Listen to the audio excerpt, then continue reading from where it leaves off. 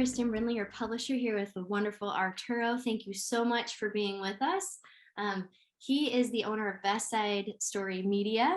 And Arturo, your team, we were just at the NFL game. I am so impressed with your team. And I know, your military service, thank you for your service. I personally very much appreciate how you tell a story with your videos. And I can't wait. I want to ask you a little bit more about the 48-hour challenge and the award you won with that. And, Arturo, can you just start by telling us how you got started in this? Like, did you always believe that you would be in the movies and the video business? And, a little bit how that happened? Yeah, thanks. It's really good to be here. Diving right in, I had no idea. And I would say it was pretty directionless overall. I went to school I grew up in Miami, Florida, and the big joke there is like the best part about Miami is how close it is to the United States. So like, Spanish is my first language. I didn't like, Miami's a unique place. Like it's a story in and of itself to kind of grow up there. And my whole life, I've just loved, like movies and video games and books and comics and just world building in general. But when I graduated high school, I didn't know how my own story would turn out. So I just did the first thing that came to mind. I joined the Army. I was in uniform like August of 2001. And a month later, it was like, "Ooh, you're going to make me earn this college money, huh?" So I did several years in the military. I got out, I moved to Chicago. And still, like I was going to school, I was working as a personal trainer. I ended up with a sales organization, and I won't belabor the point, but like I've lived many different lives, right? And eventually one day when I kind of settled in a little bit, my wife and I had been married about a year. I was tired of leaning on someone who I knew and who was a little unreliable for like some short films we were making. So I just said, screw it. And I bought myself a Canon T2i and I bought a Mac that had Final Cut on it. And I just taught myself how to do photography and editing. And for the next few years, I was solely focused on real estate marketing. So it was photography, virtual tours, videos, and that whole thing. And really the last year and a half has shown really the growth that I had because I've collected an incredible talent of people around me that went to school for this, didn't just teach themselves off of YouTube and mistakes. And they're really the ones that have brought my business to the next level. So the short answer is no, I had no idea that I was going to do it. And it's one of the reasons that I love talking to young people, especially high school students who are like, what do I want to be when I grow up? It's like, well, I don't even know what I want for dinner tonight. How am I supposed to do that the rest of my life? And life takes many turns, as my mom used to say. She's a smart lady. So tell us, exactly what is it that you do now? Like what, what services do you do for real estate and for businesses? Tell us a little bit about what you guys provide. Yeah, so we still do the basic packages for real estate, right? Like everything you need to sell a listing. It's the HDR photography, it's virtual tours, it's drone where available, around here. Videos, whether you're doing a 30-second Instagram video or a 90-second full tour, like we do that whole package, right? That's still a core tenet of the business. But really where we've kind of come into our own is 30 to 90-second videos optimized for social media and attention spans. Because, my experience and research has shown that most people aren't competing against other businesses, especially in real producers, right? You're talking about the top people in the country. At this point, you have an established business and you're like an Olympic athlete where you're shaving tenths of a second off of your time, right? Your competition isn't, for the most part, other realtors. It's the infinite content of the internet. So how do we fight the ability to just be distracted? And that's by breaking down concepts, ideas, whether it's training or people or processes. It's breaking it down into digestible chunks that are optimized for the algorithms so you show up higher on the searches. And at the end of the day, keep people engaged because the average person will devour hours of content 1 minute at a time. There's so many different ways that people can use your videos and the way you break things down to make things more efficient. Like you said, that 1%.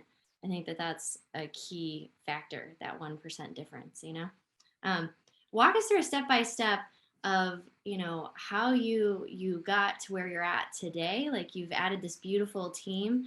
What did that look like? I grew up in Miami, joined the Army, left the Army, went to college. And eventually one day I realized this is what I wanted to do. And I stumbled into it, right? As some of the best things that we do. The last few years doing what I do, particularly in real estate, helped me kind of see the parallels between selling a listing and telling a story, because that's really what photography does, right? It's telling a single frame stories. How do you tell a good story just like that? The purpose, a photo doesn't sell a house, the agent does, but a photo gets buyers in the door, and you need to tell the story. And it's not just about beautiful photos, it's what's the order? How many do you include? Well, maybe a room only needs one photo because you don't want a viewer to get bored. So how do you tell a compelling story, even in 30, 40, 50 photos for a house? So people finish like, I want to see more. It's always like a good comedian, leave them wanting more. So that's kind of been the journey, just applying the different aspects of storytelling to businesses that may not even realize it, right? So I think one of the things that we talked about briefly was, the secret weapon, and it's not really secret. It's just using a very typical storytelling outline for anything, right? And if you want to read about it, you can pick up this awesome book, Building a Story Brand by Donald Miller. And it's essentially using the entire pattern of the hero's journey. So if I sit here and talk about my business, you might think it's cool, but at the end of the day, you're going to be like, there's another hero on their journey. I wish them luck, but I'm on mine, right? So I'm not Luke Skywalker. I'm Obi-Wan Kenobi. I'm the mentor that helps the hero overcome the challenge to meet success and avoid failure. And that's really how we process, is we break down whatever business or person is in front of us into this, here's where you are, here's your challenge. And now how do we guide you and train you through your montage so you meet success and avoid failure? And it's just this very rote, very specific outline that works every time. I love that. And can you tell us, so what sets you, this is a great segue to this, what sets you apart, makes you different, do you think, in this field?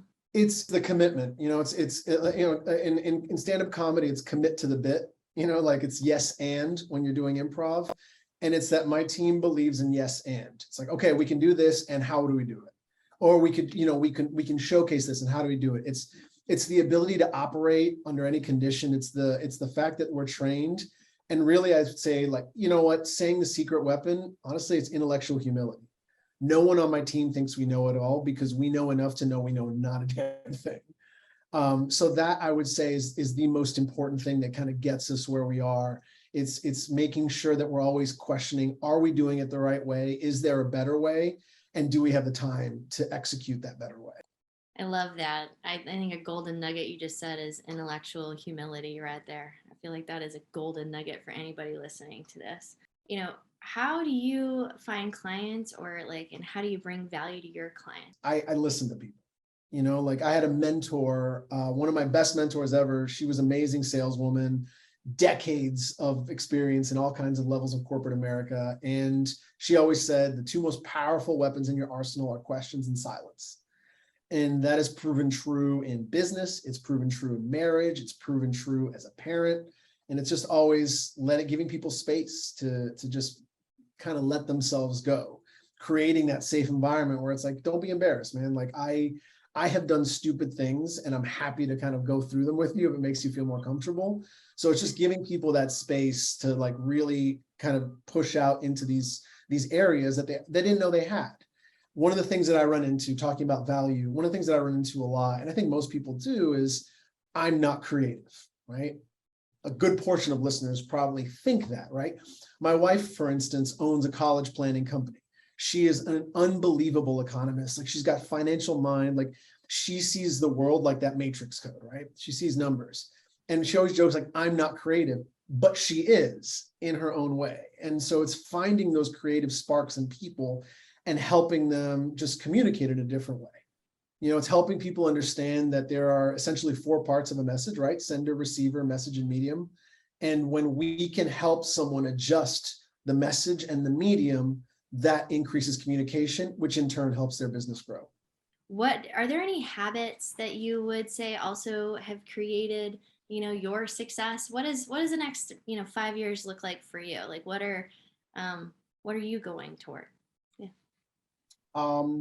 It's a good question. I would say the habit that has been most effective for me is just innovation. It's strong beliefs loosely held.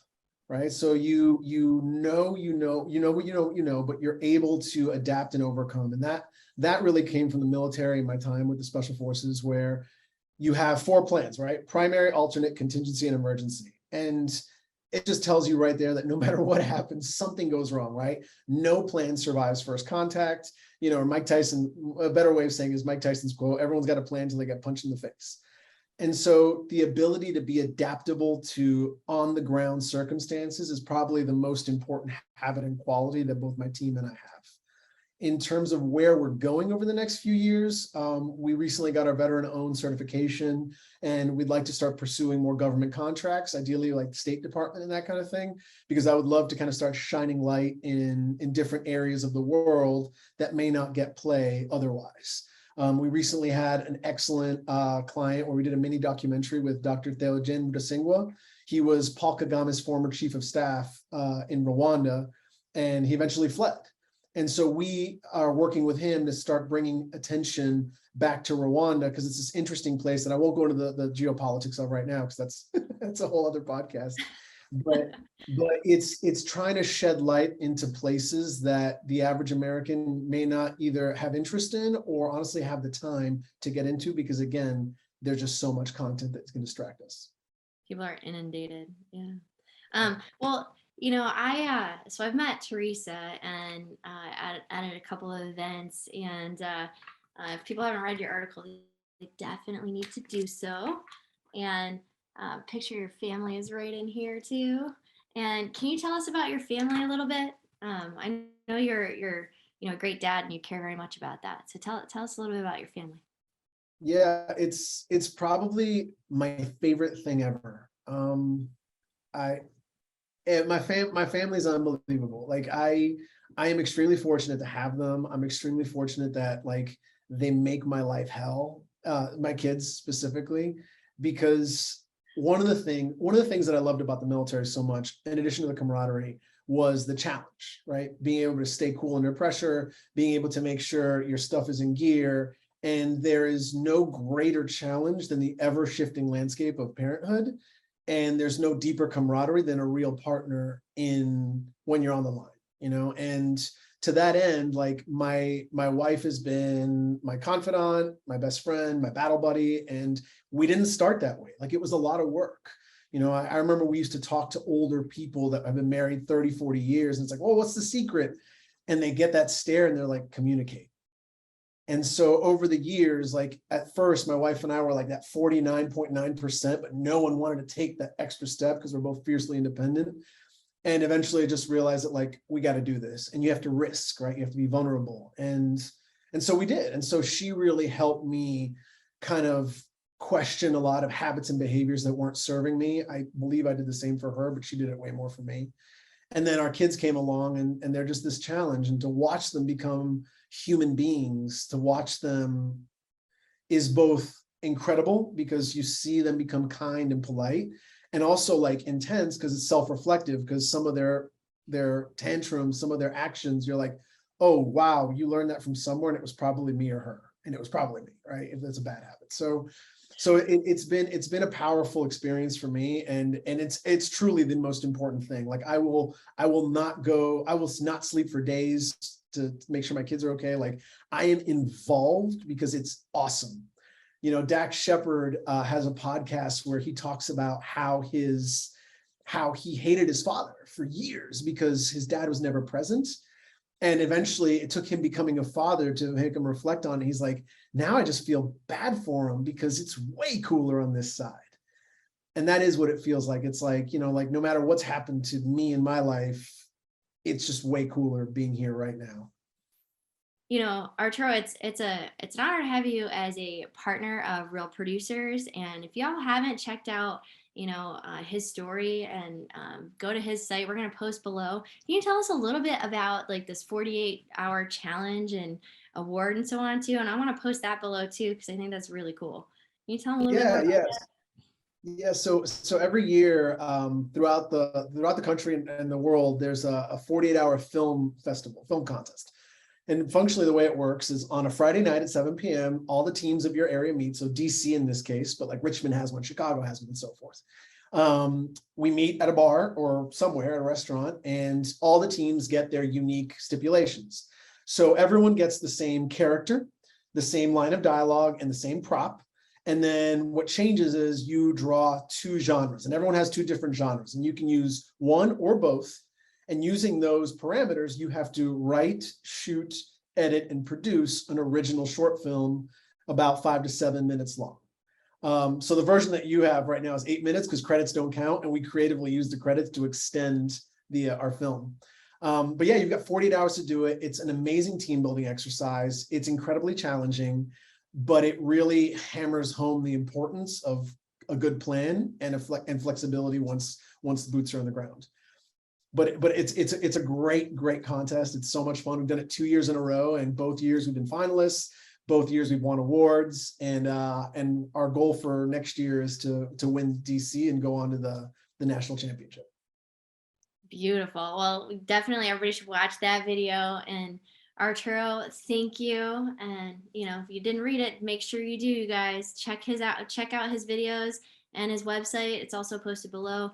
And have a great day, everyone. Thanks, Arturo. Thank you. It's great to be here.